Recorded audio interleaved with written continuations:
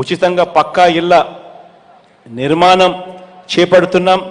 ఇంటి సైజును కూడా గతంలో 224 చదరపు అడుగులైతే ఆ 224 చదరపు అడుగులను మారుస్తూ ఇవాళ మనం కట్టించబోయే ఇల్లును 340 చదరపు అడుగులకు పెంచుతూ ఇవాళ కట్టిస్తా ఉన్నాం ఇల్లులన్నీ కూడా. రాష్ట్ర వ్యాప్తంగా 68,361 ఎకరాల భూమిని ఇవాళ మనం లేఅవుట్లు చేసి ఇవాళ మనం ఇళ్ళ పట్టాలుగా పంచబోతా ఉన్నాం.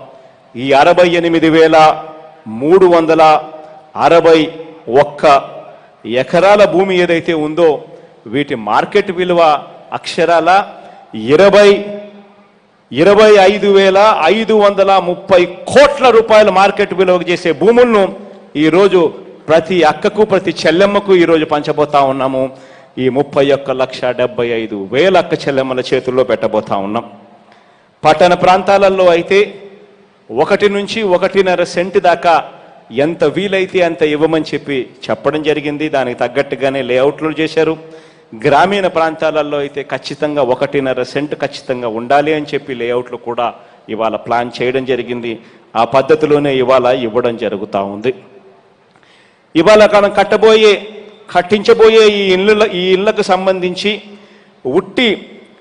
సంబంధించి ఉట్టి స్థలము ఇవ్వడమే కాదు, ఇంటిని కట్టించడానికి అన్ని రకాలుగా పూర్తిగా బాధ్యత కూడా తీసుకునే కార్యక్రమం కూడా చేస్తూ ఉన్నాం.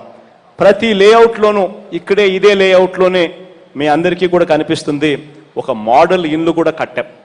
ఆ మోడల్ ఇల్లును కట్టడం మీ అందరికీ కూడా కనిపించే కార్యక్రమం ఇదే లేఅవుట్లోనే ఉంది. ఇలా ప్రతి లేఅవుట్లో కూడా ఇలా మోడల్ ఇల్లును కట్టండి అని చెప్పడం జరిగింది.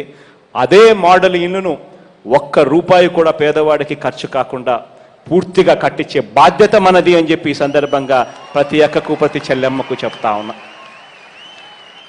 ఈ ఇంట్లో ఒక బెడ్రూమ్ ఉంటుంది, ఒక లివింగ్ రూమ్ ఉంటుంది, ఒక కిచెన్ ఉంటుంది, వరండా ఉంటుంది, ఒక టాయిలెట్ ఉంటుంది, పైన ఒక సింటెక్స్ ట్యాంక్ కూడా ఉంటుంది.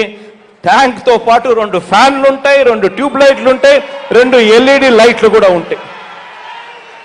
ఇవన్నీ కూడా ఉంటాయి అని చెప్పి సగర్వంగా కూడా చెప్తూ, ఇవే కాకుండా అక్షరాల 13 లక్షల మొక్కలు కూడా ఈ లేఅవుట్లలో నాటించే కార్యక్రమానికి కూడా శ్రీకారం చుట్టాం.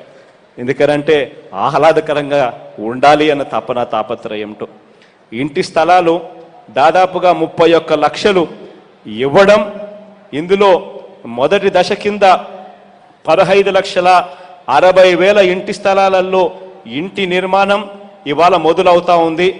రెండో దశ ఇళ్ల నిర్మాణం అంటే మిగిలిన 12,70,000 రేపు సంవత్సరం మొదలవుతుంది. వీటికి అదనంగా మరో 2,62,000 టిడ్కో ఇంటి ఫ్లాట్స్ కూడా ఇప్పటికే పనులు మొదలయ్యాయి. ఇవి ఈ సంవత్సరం కొన్ని, రేపు సంవత్సరం కొన్ని, ఆ తర్వాత సంవత్సరం మిగిలినవన్నీ కూడా పూర్తి చేసి అక్క చెల్లెమ్మల చేతుల్లో పెట్టడం జరుగుతుంది అని చెప్పి ఈ సందర్భంగా తెలియజేస్తా ఉన్నాను. ఇక్కడ స్థలంతో పాటు ఇల్లు మంజూరైన లబ్ధిదారులు ప్రభుత్వం ఇచ్చిన 3 ప్రత్యామ్నాయాలలో ఏదో ఒకటి ఎంచుకోవచ్చు. ఇప్పుడు ఈరోజు మీకు ఇంటి స్థలం ఇవ్వడమే కాదు, ఇల్లు కట్టించే కార్యక్రమంలో కూడా ప్రతి అక్క ప్రతి చెల్లెమ్మను చెయ్యి పట్టుకొని ఒక అన్నగా ఒక తమ్ముడిగా తీసుకొని పోయే కార్యక్రమం చేయబోతా ఉన్నాం. ప్రతి అక్కకు ప్రతి చెల్లెమ్మకు 3 ఆప్షన్స్ ఇస్తా ఉన్నాం. ఆ 3ంటిలో ఏ ఆప్షన్ మీరు కావాలనుకుంటే ఆ ఆప్షన్ పద్ధతి ప్రకారం మీకు ఇల్లు కట్టించడం జరుగుతుంది. ఒక ఆప్షన్ ఎలాంటిది అని అంటే 3 ఆప్షన్లు కూడా చెప్తాను. మొట్టమొదటి ఆప్షన్ ఎలాంటిది అంటే ప్రభుత్వం ఇచ్చిన నమూనా ఇల్లు ఏదైతే మీరు చూస్తారో ప్రభుత్వం ఇచ్చిన నమూనా ప్రకారం ఇల్లు నిర్మించుకోవటానికి అవసరమైన నాణ్యమైన నిర్మాణ సామగ్రిని మొత్తం ప్రభుత్వమే సరఫరా చేస్తుంది. లేబర్ ఛార్జీలు మీ చేతికి ఇస్తుంది. మీరే దగ్గర ఉండి ఇల్లు కట్టుకోవాలంటే కట్టుకోవచ్చు. ఇది ఒక ఆప్షన్. రెండవ ఆప్షన్, ఇంటి నిర్మాణానికి అవసరమైన నిర్మాణ సామగ్రిని లబ్ధిదారుడు లేదు నాకు ప్రభుత్వంతో పని లేదు నేనే తెచ్చుకుంటాను అని అంటే దానికి పర్వాలేదు, దానికి కూడా మీకే ఆప్షన్ ఇస్తాము, మీ చేతికే ఇస్తాము, మీరే తెచ్చుకోండి. ఇల్లు కట్టుకోవాలి అని అంటే అది కూడా మీరే కట్టుకునే కార్యక్రమం కూడా మీరే ఆ కార్యక్రమం చేయొచ్చు. మీకు ఇంటికి మీకు ఇచ్చే డబ్బులు దశల వారీగా అంటే బేస్మెంట్ కింద, ఫ్లోర్ లెవెల్ కింద, రూఫ్ లెవెల్ కింద అని చెప్పి దశల వారీగా మీకు చేతికి డబ్బులు ఇస్తారు. అదైనా కానీ పర్వాలేదు, మీకు ఏది కావాలంటే అదైనా సిద్ధం. ఇక మూడవ ఆప్షను లబ్ధిదారుడు నాకు ఈ తలకాయ నొప్పి వద్దబ్బా, ఈ బాధ్యత నాకు వద్దబ్బా, మీరే కట్టించి ఇచ్చేసేయండి అని చెప్పి అన్నారు అనుకో, దానికి కూడా ప్రభుత్వం సిద్ధంగానే ఉంది. ఆ ఆప్షన్ మీకు ఇస్తే మీకే దగ్గరుండి మీకన్నా ముందరనే ఇంటికి సంబంధించిన నాణ్యమైన సామగ్రిని మొత్తం సరఫరా చేయడమే కాకుండా దగ్గర ఉండి మీ చెయ్యి పట్టుకొని మీకు పూర్తిగా అన్ని రకాలమైన అవసరమైన సహాయ సహకారాలు అన్నీ కూడా అందిస్తూ దగ్గర ఉండి ఇల్లు కూడా కట్టించిచ్చే కార్యక్రమం కూడా దగ్గరుండి ప్రభుత్వం చేస్తుంది. కాబట్టి మీరు ఏ ఆప్షన్ తీసుకున్నా కూడా పర్వాలేదు.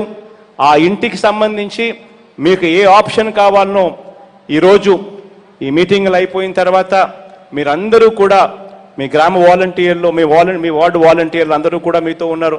మీకు ఇంతవరకు చూపించిన ఇంటి స్థలంలోకి ఏదైతే ఉన్నాయో ఆ స్థలాలలో మీరంతా కూడా వెళ్ళి అక్కడ ఉంటే అదే ఇంటి స్థలంలోనే అదే వాలంటీర్ చూపిస్తాడు. ఒకవేళ కొంచెం కన్ఫ్యూజన్ ఏమన్నా ఉంటే అక్కడ ఉంటే వీళ్ళ అధికారులు వచ్చి మీకు అక్కడే ఇంటి పట్టాలు, అక్కడే మీకు ఇంటి కన్స్ట్రక్షన్, ఇంటి కట్టడానికి సంబంధించిన పత్రాలు ఇవ్వడము, ఫోటో తీయడము అన్నీ కూడా చేస్తారు. ఇది అయిపోయిన తర్వాత దాంట్లోనే మీ ఆప్షన్ కూడా మీరు టిక్కు పెట్టి ఇవ్వండి. నాకు ఈ ఆప్షన్ కావాలి, నాకు రెండో ఆప్షన్ కావాలి, నాకు మూడో ఆప్షన్ కావాలి, మీకు నాకు ఫలాని ఆప్షన్ కావాలని మీరు ఏదైతే టిక్కు పెడతారో మీరు ఇచ్చిన ఆప్షన్ ప్రకారము అవి కూడా ఇల్లు కట్టించే కార్యక్రమంలో భాగంగా మీరు అడిగిన పద్ధతిలో కూడా కట్టించడానికి కూడా ఆప్షన్ పేపర్లు కూడా మీ దగ్గర నుంచి తీసుకుంటారు. ఇంటి స్థలాలు ఇవ్వడం కోసం అర్హులైన నిరుపేద అక్కచెల్లెమ్మలందరికీ అవినీతికి, వివక్షకు తావు లేకుండా సామాజిక తనిఖీ ద్వారా అత్యంత పారదర్శకంగా ఇళ్ల స్థలాలు కేటాయింపు చేశాం. అసలు ఈ పారదర్శకత అన్నది ఏ స్థాయిలోకి తీసుకొని పోయాము అనంటే ఇళ్ల స్థలాల మంజూరు అన్నది ఒక నిరంతర ప్రక్రియగా చేశాం. ఈ రోజు కూడా చెప్తా ఉన్నా, ఎవరికైనా అర్హత ఉండి ఇంటి స్థలం లేకపోతే మీరు అప్లై చేసుకోండి, 90 రోజుల్లో వెరిఫై చేసి మళ్ళా మీకు ఇంటి స్థలం ఇప్పిస్తామని కూడా ఈ సందర్భంగా తెలియజేస్తా ఉన్నాను. పారదర్శకత అన్నది ఆ స్థాయిలోకి తీసుకొని పోయే పరిస్థితి ఈరోజు దేవుడి దయతో మీ అందరి చల్లని దీవెనలతో మీ బిడ్డ చేయగలుగుతా ఉన్నాడు అని చెప్పి సగర్వంగా ఈ సందర్భంగా తెలియజేస్తా ఉన్నా. గతంలో ఎన్నడూ లేని విధంగా ఇళ్ల స్థలాలలో ఇల్లు కట్టుకున్న 5 ఏళ్ల తర్వాత అక్క చెల్లెమ్మలకు అనుకోని అవసరం ఏదైనా వస్తే అమ్ముకోవాలన్నా, తనఖా పెట్టి బ్యాంకు నుంచి రుణం తెచ్చుకోవాలన్నా అన్ని హక్కులు ఉండే విధంగా వారి పేరు మీద రిజిస్ట్రేషన్ చేసి ఇవ్వాలన్నదే నేను తాపత్రయపడ్డా, నేను ఆశపడ్డా.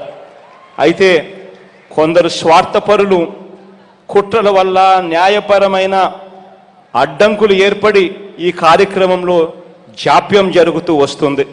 ఈ జాప్యం వల్ల అక్కచెల్లెమ్మలు ఇబ్బంది పడకూడదు అనే ఉద్దేశంతో అర్హులైన అక్కచెల్లెమ్మలందరికీ కూడా ప్రస్తుతం డిఫామ్ పట్టాలను పంపిణీ చేస్తున్నాం. దేవుడు ఆశీస్సులు, ప్రజల చల్లని దీవెనలతో న్యాయపరమైన అడ్డంకులు తొలగిన వెంటనే ఈ డిఫామ్ పట్టాల స్థానంతో సర్వ హక్కులతో అక్క చెల్లెమ్మల పేరును రిజిస్ట్రేషన్ చేసి కూడా చేస్తాము అని చెప్పి కూడా ఈ సందర్భంగా తెలియజేస్తా ఉన్నా. ఏకంగా దీనికోసం ప్రభుత్వం సుప్రీంకోర్టులో కూడా కొట్లాడుతూ ఉంది అన్న సంగతి కూడా మీ అందరికీ కూడా తెలిసిన విషయమే. ఈ కార్యక్రమాన్ని మొదట ఉగాది నాడు ప్రారంభించాలనుకున్నాం.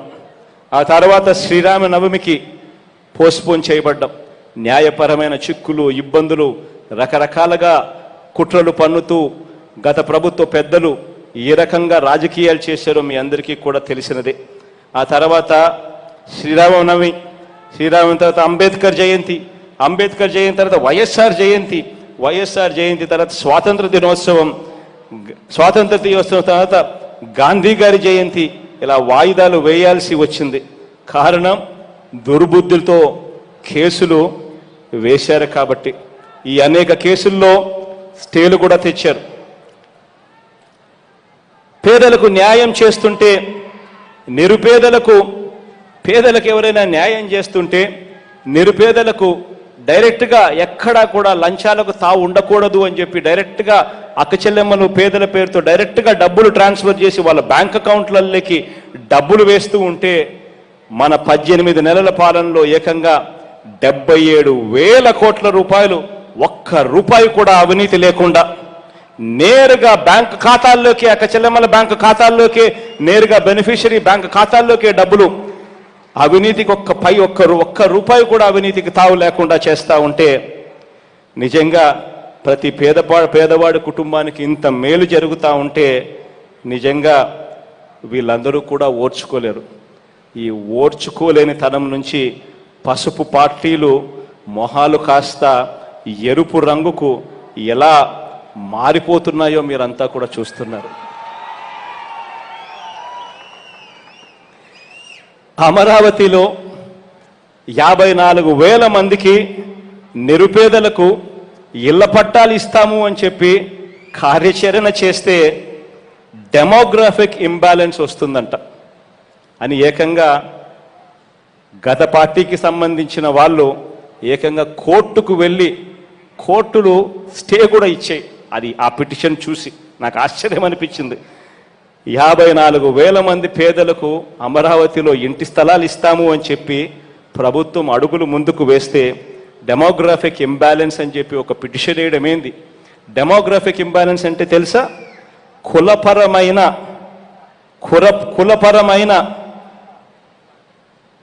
అసమతుల్యం. ఇంబ్యాలెన్స్ అసమతుల్యం, కులపరమైన అసమతుల్యం. అంటే ఇక్కడ 54,000 మంది పేదలకు నిరుపేదలకు ఇంటి స్థలాలు ఇస్తే కులాలు మారిపోతాయని చెప్పి పిటిషన్ వేశారు. ఆ పిటిషన్ మీద స్టేలు వస్తూ ఉంటే నిజంగా బాధ అనిపిస్తుంది. ఏ రకమైన పరిస్థితి ఉంది అని అంటే మానవత్వం లేని వారు ఎలా ఉన్నారు అని అంటే చంద్రబాబు నాయుడు గారు ఆయన సహచరులు కలిసి అడుగడుగున అడ్డంకులు సృష్టించూ వస్తూ కేసులు వేసి స్టేలు తెచ్చారు. కేసులు వేసి స్టేలు తెచ్చినందుకు కారణం వల్ల ఈరోజు ఇవ్వాలనుకున్న 31,75,000 ఇళ్ల పట్టాలకు గాను 3,74,000 ఇళ్ల పట్టాలు పేద అక్క చెల్లెమ్మలకు ఇవ్వలేకపోతా ఉన్నాము ఈ స్టేల కారణంగా. అంటే 10% పూర్తిగా ఆగిపోయాయి వీళ్ళ వల్ల. చివరకు ఈరోజు ఇళ్ల పట్టాలు ఇస్తున్నాము అని తెలిసి పేద అక్క చెల్లెమ్మలకు ఎంతో మంచి జరుగుతుంది ఈ కార్యక్రమం వల్ల అని చెప్పి తెలిసి దీన్ని అడ్డుకునేదానికి కూడా నిన్న కూడా హైకోర్టులో పిఐఎల్ వేసినారు. ఆ హైకోర్టులో పిఐఎల్ వేయడమే కాకుండా చివరకు ఇంకొక పిఐఎల్ కూడా వేశారు. పులివెందుల్లో కూడా జగన్ ఇళ్ల పట్టాలు ఇవ్వకుండా అడ్డుకోవాలి అని చెప్పి ఇంకొక పిఐఎల్ వేశారు. నిజంగా వీళ్ళందరినీ చూస్తూ ఉంటే, ఈ దుర్బుద్ధిని చూస్తూ ఉంటే వీళ్ళు అసలు మంచోళ్ళనా అని చెప్పి అనిపిస్తుంది. ఇటువంటి వాళ్ళు ప్రజా జీవితంలో ఉండడానికి అర్హులేనా అని అనిపిస్తుంది. ఇలాంటి వాళ్లకు నిజంగా మనసు మానవత్వం ఉందా అని చెప్పి ఒక్కొక్కసారి అనిపిస్తుంది. ఇటువంటి వారికి దేవుడు ఖచ్చితంగా మొట్టికాయలు వేస్తాడు. త్వరలోనే ఈ ఇబ్బందులన్నీ కూడా తొలగిపోయి సుప్రీంకోర్టులో కూడా కేసులు పరిష్కారం అయ్యి మిగిలిపోయిన ఆ 3,74,000 మంది అక్క చెల్లెమ్మలకు కూడా ఇళ్ల పట్టాలు కూడా ఖచ్చితంగా ఇస్తాము అని చెప్పి ఆ దేవుడు దయతో మీ అందరి చల్లని దీవెనలతో చేస్తామని చెప్పి ఈ సందర్భంగా తెలియజేస్తా ఉన్నాను. మామూలుగా అన్ని కులాలు, అన్ని మతాలు, అన్ని ప్రాంతాల వారు ఉండగలిగితేనే